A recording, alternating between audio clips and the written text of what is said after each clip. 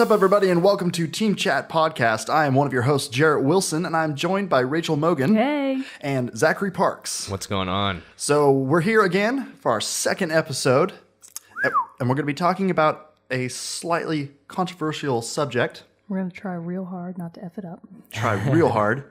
But we're going to be discussing today video game addiction. Oh, God. Boom, boom, boom. Bum, bum, bum. We dive going straight into the hard topics surrounding this industry that we love. So, what makes a video game addicting? Have you ever been addicted to a video game? You would have to start with what's the difference between things like casual gamers and hardcore gamers? Because there's actually a bit of a difference between the kind of person who might be addicted, and I'm using air quotes here, to casual games like Candy Crush Saga and Animal Crossing New Leaf, versus people who are hardcore gamers that might be addicted to things like World of Warcraft, or as we recently learned today, some people are calling it World of Warcrack on account of the addicting qualities. That was new information to me. I'm not actually sure how verifiable it is, but we had a good laugh about that. So drawing a line between the two divisions, I think, would at least be helpful. And also the line between taking it a step further of hardcore gamers to professional gamers. That's true. Those who play esports and compete in major competitions for a lot of money. Because Case in at that point, point, that Dota 2 championship that just went down and somebody won around $6 million, I think. And if they're playing for 8 hours a day to practice, is it an addiction or is it their job? Exactly. And see, I don't think people would call that an addiction. I don't think so. You know, I think people wouldn't. If that was my job where I was making my money, no. It's like somebody calls It's determination. Most addictions drain all of your money. They don't make you any back. Right. Right. When we talked about doing this episode on addiction, I saw it much more as a negative connotation. Right. And I think when you do talk about professional gaming, yeah, I see it more as practice, determination. Even though, you know, I still think it would be controversial for people to wrap their head around that. I think so. I mean, I think even me, for as much as I love video games, I think if someone came to me and said, I've been playing this game, I'm a professional gamer, I play it for 10 hours a day. I'd be like, dude. Yeah. You need to go stretch your legs. You need to go walk around Get outside. some fresh air. So that's interesting. So as much as we do love games, because I kind of agree with that, there's a limit to it, you know? I think there's definitely a limit to it. I mean, I guess to anything. There's too And much of excess of even if it anything. is your job, people consider workaholics. That's not exactly Sure. a good connotation either. No, So if that you're at doesn't- work for no. more than 10 hours a day, that's probably not a good thing either. yeah, I could lock myself away in my office and edit video all day, and Right. people would get upset. My wife would get upset for me about that if Right. I was in here locked away for as long as she was home and all day while she was gone at work. But I think, yeah, I think we've all gone through a period where we would say or had someone say that we were addicted by video games. I can say for sure that when I was younger, and we addressed this a little bit in our first episode, Zach, you said that your parents definitely thought you were addicted at one point. My parents definitely thought I was addicted at one point. And there was definitely a point, yes, I would say I was addicted to them, where it was literally all I wanted to do. Civilization is the game that was that way for me, because it's so easy to get sucked in and just not want to stop. Having that reward of every turn, getting the next achievement, building the next world wonder, or conquering the next empire, or you get that on a turn-by-turn basis, or you have the promise of it happening in 5 turns, 10 turns. And that can just really just draw you in and not want to let you out. And we've talked about this a little bit. So Civilization is the kind of game that doesn't really have an end. Isn't that correct? It does So have you an end. It does, but you could continue playing it on. So it has a lot of potential to just keep going and going. Not in the same way that World of Warcraft does. Okay. In games in that same genre, but it does have a defined ending point. Like, it will rank you, it will give you, here's your score, here's how you compare to everyone else in the world, but you could continue playing on. Because once you've gotten to that point and that advanced of a civilization, it is, it's hard to drop it. Right. Because of how many hours it took you to get to that point, especially if you're playing on a harder difficulty level.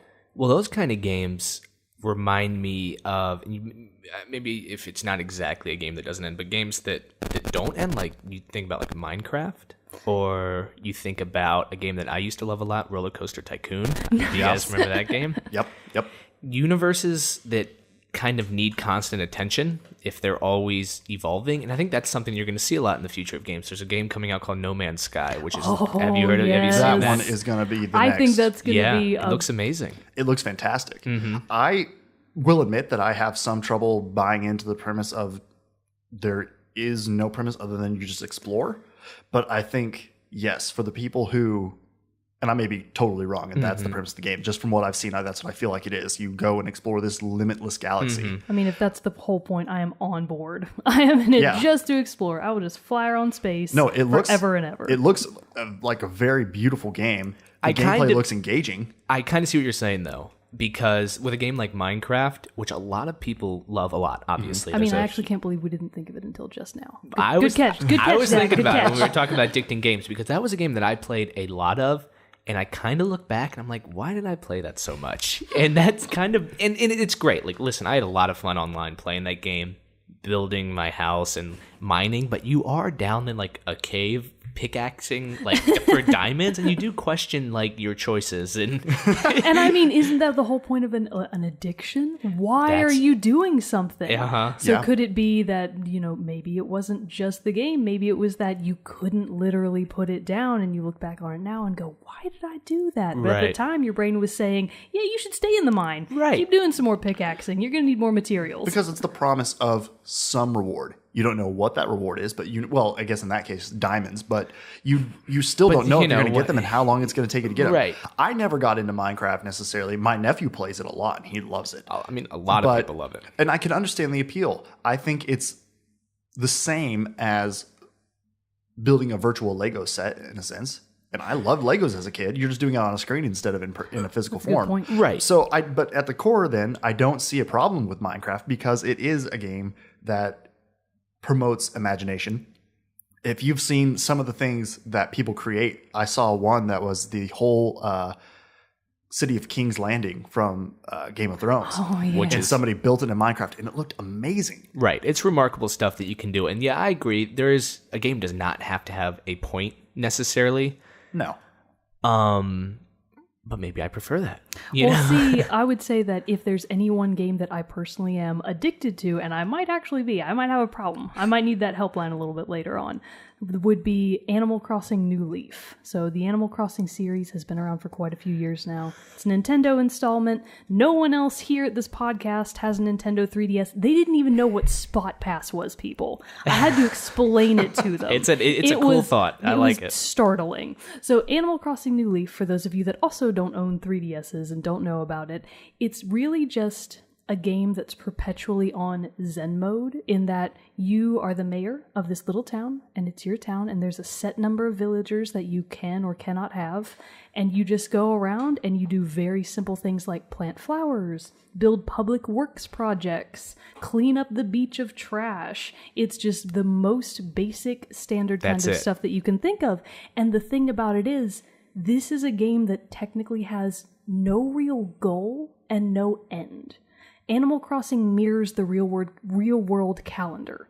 So for every day that you're in the game is another day passing in real life. So if I, booted up my game today, it would be August, the 17th, 18th? I've been playing for so long, I don't even know. So you could just do it day by day, and the thing is, the game very much encourages you to play daily, because there's kind of...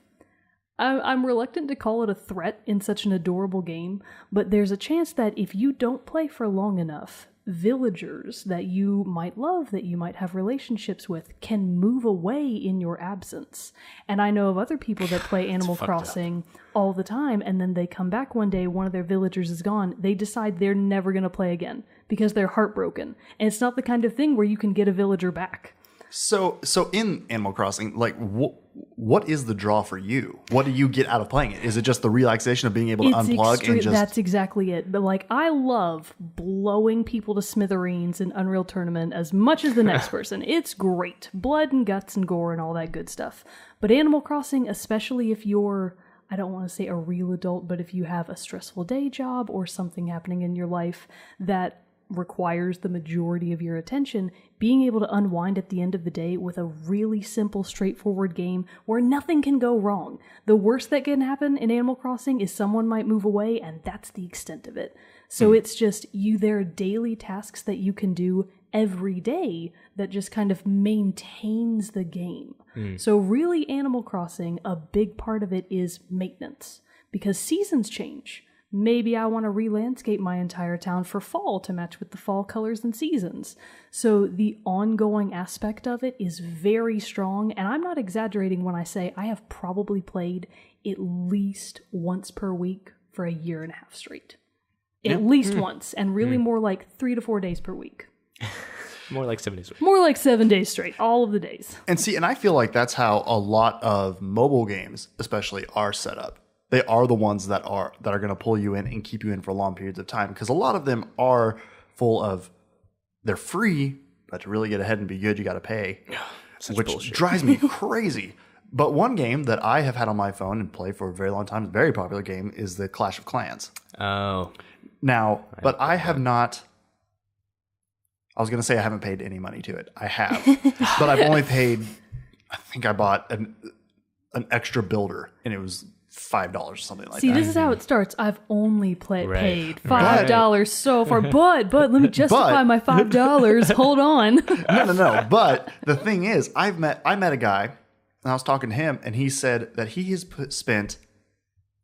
At this time, this was several months ago, so I'm sure the number is larger by now. He has spent $600. $600 on a mobile game. Is this My his God. virtual intervention? Like, See, that feels like that feels. This feels like the point where we might need to. You should never spend that much money on a game. No, I don't think so. That's then we talk about addiction. Like, is that Actually, Is that I'm too not sure far? how much you read of the videogameaddiction.org website, but one of the signs of video game addiction was that a person excessively spends money to maintain a game or to buy new consoles or keep updated, Sure. rather than pay bills, buy food. Because especially with Clash of Clans, it's different than a game such as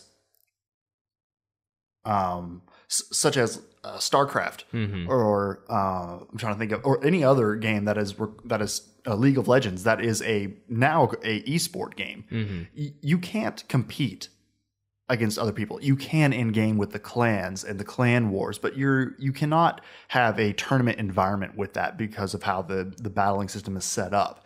So there's no victory. There's no number one. There's no, Right. You're just building this clan and you're fighting other people. I like it because I like real-time strategies, things of that nature. And it's fun to have something little on my phone that I can check it for 5 minutes, put it away, and move on. But I also have had it on my phone for a very long time. I was actually just remembering that last Thanksgiving, my cousin who plays, he and I were talking, and he was giving me some tips on how to upgrade my clan and my defenses and all that. And he was saying, okay, upgrade everything, upgrade all these things. I was thinking about it today. That was last Thanksgiving. I'm still upgrading all the things that he told me to upgrade. I haven't put any money towards it, but just taking the time of the game, and which it also calculates in real time. If you upgrade something, it'll say 5 days to upgrade, and it takes 5 days to upgrade. Oh, you can that pay sucks. you can pay to increase it. You can spend the gems, which are limited, and you can slowly build those up by cutting down trees, removing rocks, and things like that. Or you can pay money and get some more. Or you can pay money and fill your gold reserves. So you can play it, yes, to get ahead. Or you can play it slowly over time. Well, let me ask you guys this, and here's, I talk about mobile games. Here's a different angle that I approached some of the addicting games for me. We can talk about, I think, Angry Birds. We can talk about that. And I was really into that game. there was a game that I was really into called Tiny Wings. I don't know if you guys have ever played that one. Is that the one where you hold down and the bird folds his wings together and it slides Yes. down the hill? Yes. Yeah. I played Tiny Wings. And I was addicted to Tiny Wings probably more than Angry Birds, but I'm sure more people were infatuated with Angry Birds. And what I kind of want to ask, and what I've been thinking about, is, are these games good games? Is a game that you would classify as addicting? Oh, Mogan's got to sneeze. Excuse me, sorry. Are these games good games? Start your sentence over. Would these games? Would these games that we would classify to have addicting attributes, could can they border? Well, I guess what I'm trying to ask is if a game's sole attribute is just it's addicting, I don't think that justifies it being a good game. No. Is Angry Birds a good game? And how do we judge a good game versus a game that's just addicting? I think Angry Birds is a good game. I really like the Angry Birds series. I just downloaded Angry Birds 2. That just came out. It just came out. It's fun. I'm not going to put any money towards it, but it's a fun game because it's a fun puzzler. I think a puzzle game can be good. It can be very addicting and be really good. Be a good game. Games like Candy Crush Saga, which is you're just sliding around. I mean, I guess that's a puzzle too. I'm not a fan. Yeah, well, let's talk about it. Also falls a whole lot into personal preference. What do you like to play? Yeah, I would say the personal aspect of what are you getting out of it far outweighs how good or bad a game actually is, because everyone else in the world might hate World of Warcraft, but if you love it and if you really get something out of it, for you as an individual, it could have a highly addictive quality. Well, I think this would be something we can say for another podcast, is what makes a good game good. Right. Exactly. We're for sure. A lot more time. We'll have that'll be a big episode maybe. Yeah. But I think about a game called Tiny Wings, and Mogan, you have not played Tiny Wings from what it sounds like. So basically, it's a bird, a little tiny bird that goes down hills and shoots up them. And when it's in the air, if you hold onto the screen, he'll go down faster, and you basically get in a rhythm of build up the momentum sliding down the hills. And you go, and you have to beat. It's cute, man. You don't even die. You fall asleep. The moon catches up with you, and like you run out of daytime. It's a cute game. That is cute. And I played that game a lot, and I think one of the biggest things was I had to beat my old record, and that was very important to me. And it was something so simple that I could just turn on, start hitting my iPhone, and I could go at it. And I'm sure there is some correlation between no learning curve, ease of access that makes a game addicting. I think that's an attribute, because once you get into a more complicated game, I think you could start getting into it's just a really well-made game. You know what I mean? Like, I would never call Halo addicting, even though I played it a lot, but I would call it a really well-made game. Right. That I wanted to experience over and over. Right. For a lot of different reasons besides because I was addicted. You know what I mean? Right. Yeah. And I think too, but again, it that can turn into crossing the line of what because there are some people who are addicted to Halo, and I think what the line is of what you cross from being really into it and it is a really made game into you're just addicted to it is when you play it in detriment to other things in your life, such as job, money, relationships. Yeah. You see those documentaries that are on World of Warcraft, and there are some kids who get on there, and adults both, who say, "Oh yeah, I go to school and I come home and I play World of Warcraft for 8 hours after you get home from school." So you're talking into 1 or 2 in the morning. Sure. And sure, you could do that every once in a while, and that's fine. But if you do that every day, that's going to have an effect. Yeah, and I don't, I would never blame the games here. Obviously, no. If it was the game's fault, we'd all be addicted. These are like personal issues with people that have addictive personalities. That's why I don't. I think this is a tricky subject. Addicting games. We almost at this point can't call one game addicting. No, I don't think we can, because you're right. It is up to the person. Yeah. And talking about that video game addiction website that you sent to us and that we were all looking at, one of the things I thought about, I was looking on it and it said something about why is my son addicted, or what can I do to make, which was also very weird about how it was always my son, my son. It was never girls. It was always referencing boys. Yeah, which there are a lot. Which there was probably a time, I'd say, when games were first coming out, or late, getting more popular in the 80s, early 90s. That probably was. I mean, maybe I'm wrong. I could be wrong, but it seemed to always be kind of a boy thing to do. I didn't know many girls. Oh yeah, of course. I didn't know many girls growing up who played video games. For the while, you video guys games did not live in my neighborhood. Well, I felt the same way. I feel like video games have been for the majority of their existence. I mean, we're not scholars on this, obviously, but they've seemed dominated by male culture. Right.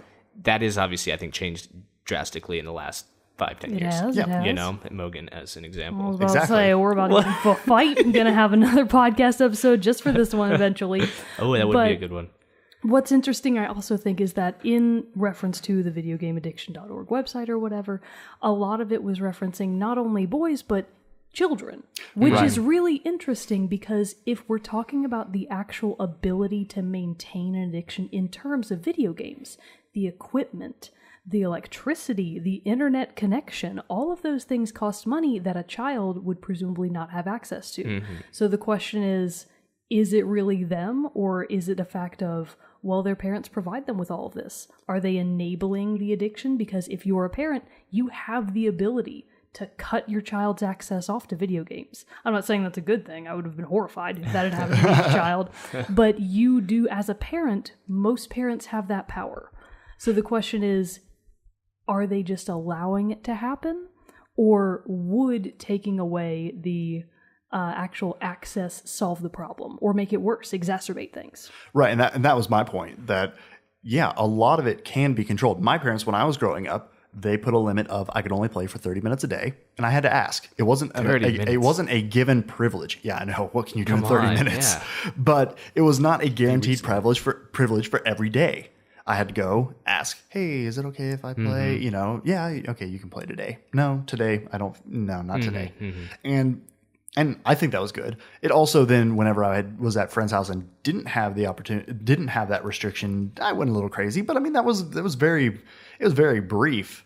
Those moments in time were very few and far between when that would happen. But I think if I had free reign over my gaming when I was a young kid, early teen, oh yeah, I would have been addicted to video games for sure. And actually, now that I think about it, now that you bring it up, I guess I blocked it out. It must have been a rough period in my life. But when I was young and the internet was first becoming really popular and prevalent, that sounds like such an old statement, but I actually remembered my parents did set an actual timer limit on the internet. Yeah. So that my username could not access the internet for more than X amount of time. And it wasn't always that way, but eventually I must have developed a problem and my parents must have recognized it and gone, no, we're gonna limit that supply. Yeah, and like anything, you can still get around it. And you know, I remember a time when I was actually going to have, I was about to have a hand surgery, and that's the only reason this sticks out in my head, because I was up late anyway, because I was just kind of messing around before I was going to bed for that. I was going to have to be up early, so I was like, why do I even really need to go to sleep? They're just going to put me to sleep in a little while. But yeah, it's good logic. It was 11:30 or something like that at night. I was younger, and I was like, I'll just jump on Civilization 3 real quick. See what's up. See what's up. I got on, and my mom came in and was like, what are you doing? I think she was doing, she thought I was doing other things than playing Civilization 3, but I swear to God, I was playing Civilization 3. And then they were really, and I got in trouble for that because it was an outside of a time when I was allowed to. I didn't ask, and I got in trouble. And so I didn't really do that again. And then as I got older, they gradually released it until it was a thing I could determine on my own. And then now I'm an adult, and it is definitely a thing that I determine on my own. But I know I have responsibilities. Now I can go a couple of weeks without turning on my PS4 and playing a game. And I'm fine with that. It's not something's missing. Now when I do get to play again, I'm like, this is fun. Right. But it's not, and it's a great release and stress reliever for me to be able to game for a little while. But it's not something that if I can't do it for a certain amount of time, I'm missing it. Or if I don't get it every day, I miss it and feel like the day was incomplete. Well, yeah. I mean, it's different for everybody. I had free range growing up. I could play as much games as I want. I don't personally think I ever exceeded anything crazy. Maybe other people would disagree with me. But I want to kind of talk about the games like Call of Duty or Destiny, games that require you to play a lot in order to rank up. Yep. And like you think about Call of Duty, there's a thing called Prestige. Do you know anything about that mode yet? No, I do not. Mode. So it's like, what, if you get level 50?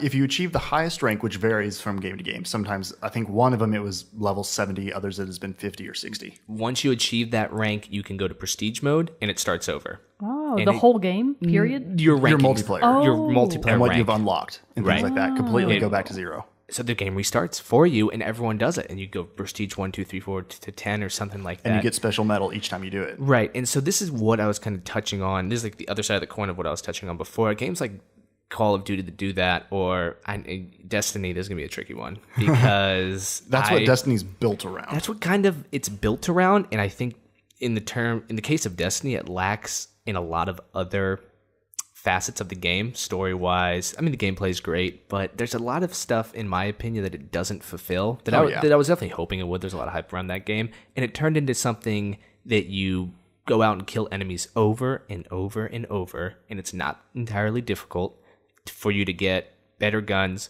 better armor, blah, blah, blah. Stuff that you really don't, it doesn't really matter, in my opinion. I need an incentive to do this stuff. I need a story to help me get there. The problem with Destiny is that there is too much grind. You're grinding right. too much. And what do people, is it grind, foresting? What is there like? Farming. Farming, farming, yeah. So there was the big thing with the loot cave. That was the big Destiny glitch where there's this one cave with unlimited respawning enemies, and they would just drop benefits and stuff over and over again. And you're just shooting at this cave, and and you're like, who wants to? What kind of game is that? It's not a game. Like, who wants Bungie to eventually fixed it, but even like if you could exploit it, why? Now, a lot of these what's fun games is have that? a very strong multiplayer side Yeah. of things, don't they? So Destiny could is very multiplayer centered, which I like about it. I like it and I don't like it. Case in point, I love their their PvP arena, the Crucible, where it's just like Halo multiplayer. You're playing against other online players. Call of Duty, Halo, it's in that same strain. But then they also have with the recent expansion, they have the Trials of Osiris. Then they have the raids. And which is stuff that's difficult to Nightfall do. Strikes. If you don't have, there's a lot of things. Well, you have to. You can't do the Trial of Osiris unless you have a fire team established. Of like 5 or 6 people. 3 people. Three people. I could actually do that. So I can't We have do 3 it. people right I don't have. here. I don't have 3 people. I can't do raids though. Doesn't raid requires 6 people? At Yeah, least. I couldn't do raids. And I haven't done any of them. I've never done a raid. I've had Destiny since day Me one, too. and I have not played a raid. Anyone out there who wants to play me in a raid? Yeah, look me up drop on your the gamer tag. look me up on the PlayStation Network, Dogtown_Warrior. Don't There ask you me about go. why I have that name. It's a stupid name, and I wish I could change it, but I can't. Too late. But that's it. Dogtown_Warrior. I mean, it seems Jared- like Jared a lot of, Binks. I was about to say a lot of your names seems like they're really bad names, Jared Binks. I literally could not think of a name for my PSN account at the time, and came to that. And I was watching the movie Lords of Dogtown, the skater movie, yeah. at the time, and I was like, and I've always liked history and like fighting and medieval stuff, and I was like, Dogtown Warrior. There you go. I'm Terminator Z on Xbox. But now I hate it, and I want to change it so bad. But that's a topic for another yes, time. that's another thing. But no, so yeah, you can't do those things. But they do have the new Area 2, Prison of Elders. That's really fun. I did play that, and there is matchmaking. That's what's weird. There are matchmaking for some things and not for others. Well, the raids, Nightfall Strikes, and no, I could be wrong with Nightfall Strikes. The raids and Trials of Osiris, you have to have a pre-established team of people to go into those. Well, the point that I'm trying to make is Yeah, I think I went off on a tangent there. Sorry. is just that the game asks you to do something over and over, repetition, and I think that can kind of tie into Minecraft a little bit, Roller Coaster Tycoon, any of these other games that require you to do similar things over and over and over. But obviously, it's fun for people. I mean, people play Destiny, right, people otherwise no one would do it. Right, but is maybe if something else was available, they would. Maybe are they trapped? Is there like something manipulative happening? And something that I was attempting to get around to with the multiplayer aspect, when it comes to games that have a huge cooperative, not just combat, not just fighting other people online, games that have these big cooperative efforts, especially World of Warcraft, could you argue that the group mindset aids in something like an addiction? I think so, because you hear of people all the time who like their virtual friends more than their real friends. They feel like they're a better, more accepted in an online community than they are in the real world. Which that's an even bigger topic. That Right. we could I don't go know off if on I for have forever. a problem with that. I don't know. I don't think so. I don't think that's inherently bad either. I don't know. But I think any game potentially has the possibility of being addicting to someone. For someone to become addicted to it. I think, again, just coming back to the point I made earlier was that I think when it crosses line from really enjoying a good game to an addiction is when other parts of your life suffer. And I think that's true in any case, with any addiction, really. I mean, drugs, alcohol. Right. I mean, this is now, it's turned into a pretty big conversation on just addiction. Addiction in general. We're just, placing it in the realm of video games since that's what we have the most experience with. I mean, I hope none of you are crackheads. Yeah, what's cocaine like, Logan? Well, let's We need to do more research, guys. We have not known This is like playing video games. Okay, no, that was fake. And so, yeah, that's what I think it is. It's just when it crosses the line from just an enjoyable side activity or job, in the case of those who are professional esports competitors, to being detrimental to your own personal life and the life of those that you are interacted or tied to through family, wife, husband, kids, something like that. I think once it crosses into that realm of affecting those people and things is when you have to honestly take a step back and be like, might have a little bit of an issue here. Even so, even having that being said, obviously it can really affect your life in a big way. You could pretty easily argue that video game addiction is looked on as something that is a non-issue by a lot of people, because if you're addicted to heroin, people look at you and go, you need help.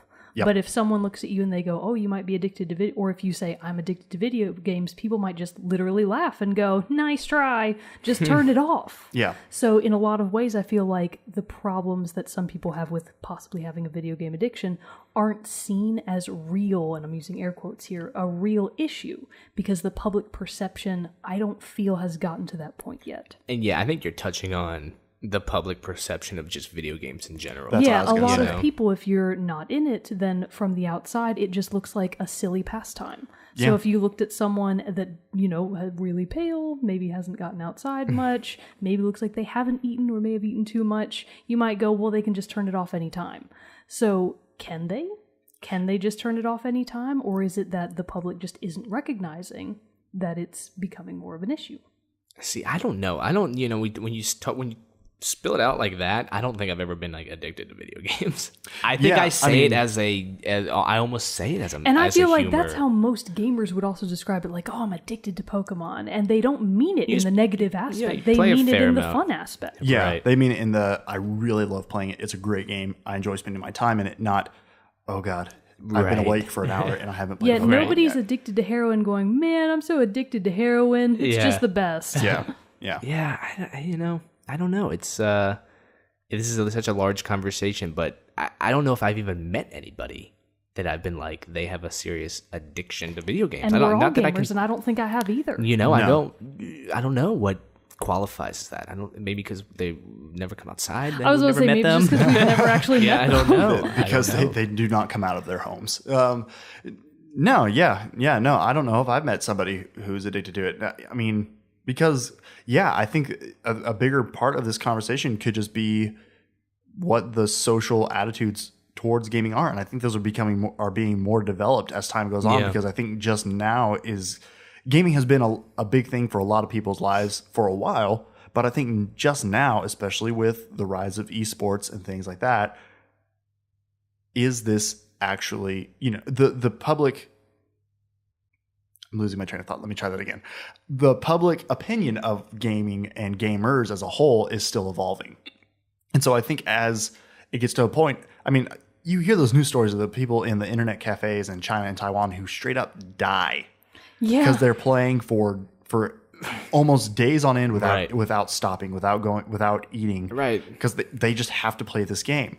Granted, we don't know the reasons why that person decided to sit down in front of the monitor and play for 40 hours, or something. It's more than just liking the game. It's more at that point. It's more than just liking the game. At that point, it is the addiction. But I don't know. I mean, it's an interesting topic because I could say I was addicted to Civilization when I was a teenager because that's all I played and that's all I wanted to do. At that point, that is all I wanted to do. Yeah. I wanted to play Civilization and I didn't want to stop. Fuck, I was like that with Halo. Yeah. So I think But I ate food. Yeah. I went outside. I had friends. No, it's just a thing with anybody. But like anybody, somebody could appear completely normal on the outside, but then on the inside, they stay up all night. You could see them at work and they seem functioning, but then you go home and they go home and they're playing a video game for the whole night. They don't sleep, and that's not good. Even though it's not affecting anyone but them, it's still just not good. Right. And I think with anything, as as people become more aware, video games continue to become a bigger thing, that I think that this will grow into a bigger issue and will raise awareness. I even think that video game addiction website they were looking at, it said video game addiction is not an accepted diagnosis. No, it's not. So they did state that it's actually not recognized as something that is an actual addiction. Yeah. But people, if people have passed away, obviously there's some, I don't, now I'm thinking about our conversation. I really don't want to like make fun or devalue this, because I guess people do suffer from this. Exactly. Yeah. So I feel like watching the societal evolution of it, especially as they go more mainstream, will be really interesting to actually see if it does become a more publicly recognized and accepted problem. Well, think about virtual reality and all this stuff that's coming out with virtual reality. And that's a good point. Mean, man, that is going to be interesting. That's going to be really hard. If they develop something that is like can transport you into another world, because I think that's where a lot of the addiction comes, is the fact that you can live these other lives through these characters. Yeah. That's. I'm the mayor of somewhere. Right. That's pretty awesome. Come on. That's really that's cool. That's the best job I've ever had. I'd rather do that than live my life. But now with being able to really transport your whole self. I mean, I've not done virtual reality, but I know it's becoming a thing. And like, I don't know. I wonder if it could be dangerous in some. I think so. Way. With anything that is developed, there's always, you can cross the line into excess. And I think that's true with anything. Right. And I think that's just going to be, that's going to be up to the person as a whole. And it's going to be, as parents, being careful, watching your kids. Are they spending too much time? Because yes, you, at that point in their lives, you are the one who can control that, because kids are not going to be mature enough to be able to say, I've done enough. Right. It's like candy. Exactly. It can be. And that's exciting. I knew that's why I love them, and that's why I still love video games, see, is getting lost in the worlds. That's something we may not have talked about quite yet. Eventually, all of us might be parents.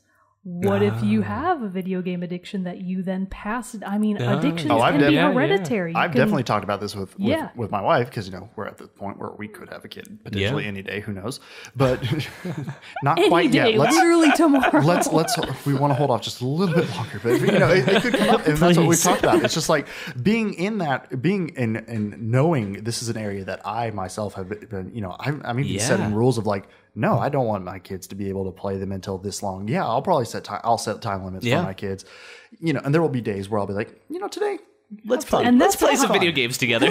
Your pop's gonna kick your ass. Exactly. But then no, there will be restricted controls, because I remember how much of a struggle that was for me when I was younger and with my parents. And if that was instituted from day one, I'm hopefully, and I'm not saying it's guaranteed, but hopefully that wouldn't be as big of an issue.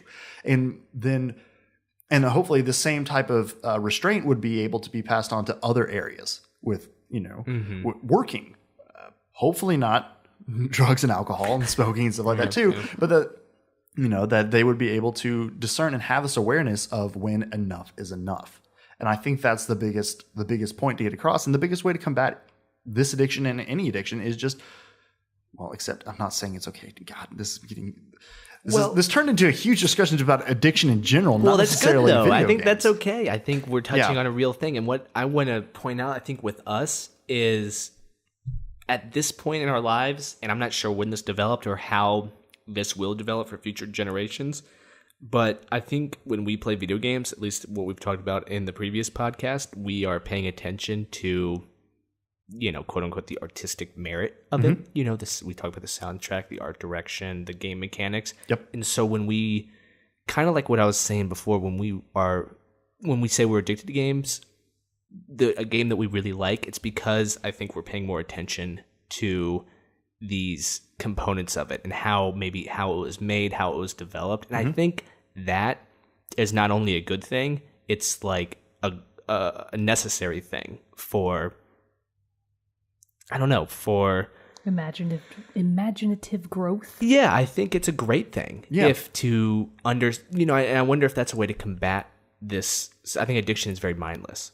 And I think if you can be mindful about the game and how what's gone into it and what components are, how they're working with each other, I think that can help.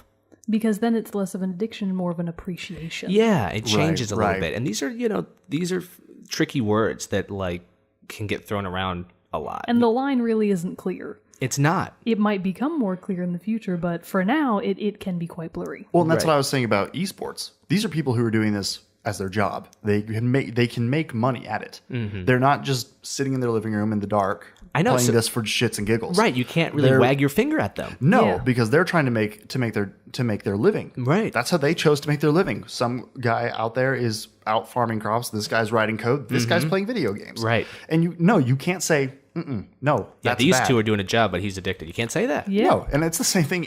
Honestly, it's the same type of argument that you've heard, that I'm sure, Zach, that you've heard and I know I've heard it from as trying to be a creative and video person, you're going to flip some hamburgers, or you're going to be the starving artist. Just, okay. Yeah. That's fun. Have Heard fun. that. The people who don't really think that's a job, but it is a job to us. Just it's the whole thing of bringing understanding and awareness to this new industry that's quite honestly still on the rise. Right. I mean, it's only, I don't know when we can really coin the term video games as an industry. I don't know when we say that happened. We say mid 80s, or do we go back further to when Pong, do we talk about the 50s and 60s? I mean, I think ever since they've been created, they've been mass industry. produced, But I would say honestly, I would almost say it's been within the last probably 15 to 20 years that it's really become a lifestyle. I think I would agree with the shorter timeline. I think I would agree more I would with too. that I would than going think back when there further. was some sort of mass production of consoles and games, and I would all say that when it gets stuff. to the point where when the launch of a game is meaning millions of dollars, launch day, that's an industry. I think that's an industry. And so this industry is still It's developing. young. No, there's it's still a super lot young. coming up, and there's going to be more things added to it. And I think as time goes on, then I think video game addiction will become a bigger thing. It will require more attention because we're going to suddenly find these people, especially virtual reality. I'm reminded of the movie Gamer. Did you guys see that No, one? I know what you're talking about though. The Gerard Butler one, where basically he's a real life being, and I know this is not what I'm saying. This is where it's going to be. He's a real person who is controlled by another person through a program. And so basically he's a convict. He's in jail, and they basically play Call of Duty style fighting against I think I other remember the convicts. trailers. Yeah, there we go. I remember didn't know it clip was from Gerard this. Butler. Yeah, is that Yeah. Gerard Are we Butler's in sure? that? It's Gerard Butler. Yeah. Son of a bitch. Yeah. How about them apples? And so I saw it, and it's obviously on the far spectrum of depravity that can come from virtual reality. But it's just like that.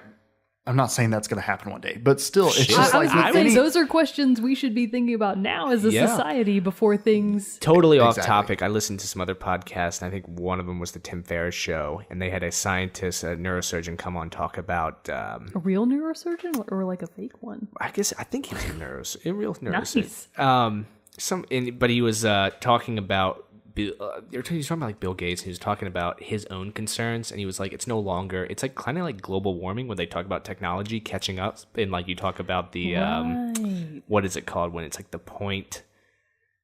I was the peak. Yeah, what do you? The point it's of no like return? no, it's like when technology and humans like merge. There's a.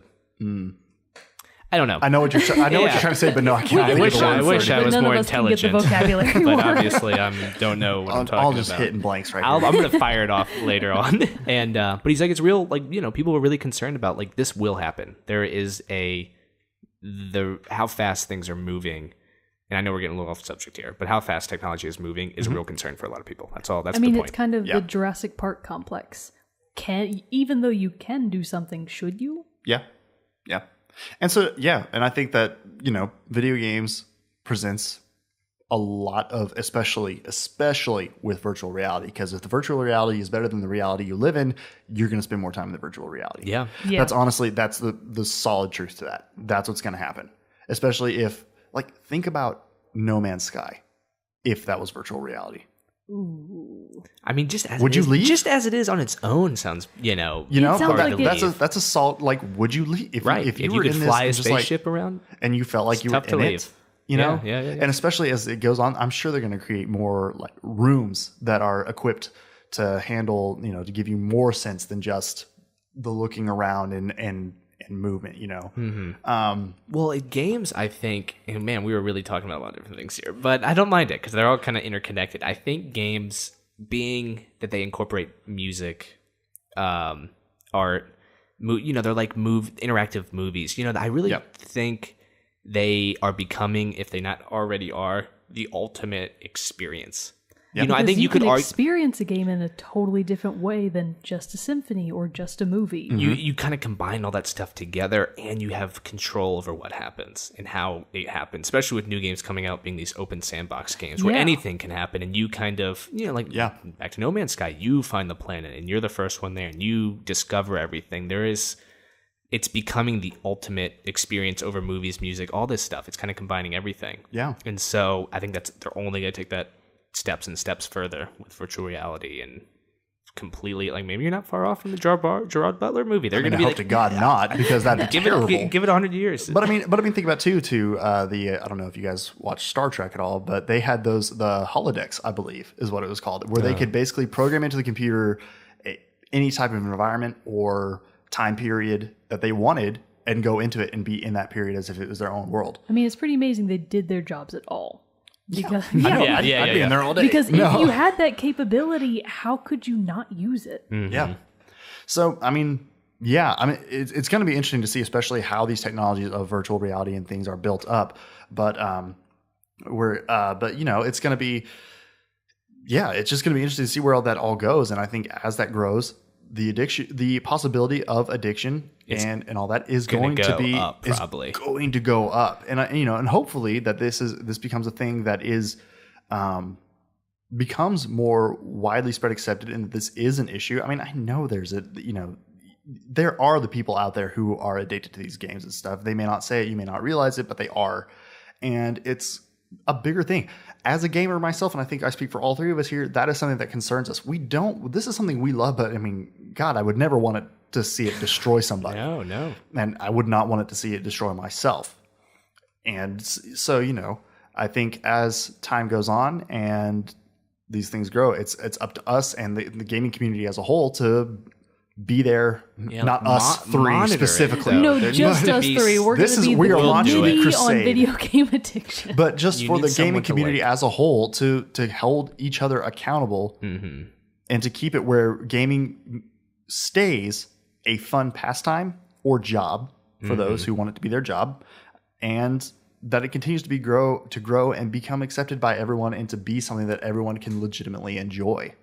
And I think if we can get to that point, that'll be awesome. I mean, I think we are to that degree. We are to that point. The vast majority of people, I would say, are not addicted to games. No, I would say not. But to help those who are, and I think that's just something that there needs to be an awareness of. And I think that with anything else, I mean, there was a point in time nobody thought anything was wrong with smoking, and now everyone's like, stop smoking. I mean, people are like, stop looking at your phone. I mean, people, there's I feel stop like this sitting, conversation is already happening in a different realm, specifically for social media. Yeah. I feel like the whole conversation about is social media too prevalent, that ties in very closely with video games. Yep. Yeah, I agree. I mean, it's now, back to human nature. No matter there's always going to be something. And we're going to find a way to use it way too much. Yep. We're fucked. No, you just have to control, self-discipline. Yeah. Come on. Guys, this was a heavy subject today. It was. See, I didn't know this was going to turn out like this. I thought it was going to be kind of happy-go-lucky, like games that we love so much. This game, but then we're like, all day. Shit, but then we addiction is a heavy word. We just went straight down the rabbit hole into the things that cause addiction and human nature. They are important. Like, I know I came into this as like, this is going to be kind of funny, and now I'm like, this is a real thing. Yep. No, I mean, that's the whole switch to it being something that's just a little bit lighthearted and not really an issue to something that actually is an issue. You're right. Yep. That's the whole We're changing the conversation literally right now. Yeah, you're right. I mean, there's more to be said, but I think we covered a fair amount. But I think so. But audience, let us know. What do you think about gaming addiction? Do you know someone? What is your personal stories about it? Shoot us an email with your thoughts or questions to teamchatpodcast@gmail.com, or tweet us. Be sure to follow us and tweet at us at teamchatpodcast. So I think this was a pretty great episode. We delved deep into the human psyche and the human nature, but it was good. It was a great conversation that covered a lot of great points. We will be back. Team Chat Podcast will be back with another episode. Stay tuned. Goodbye.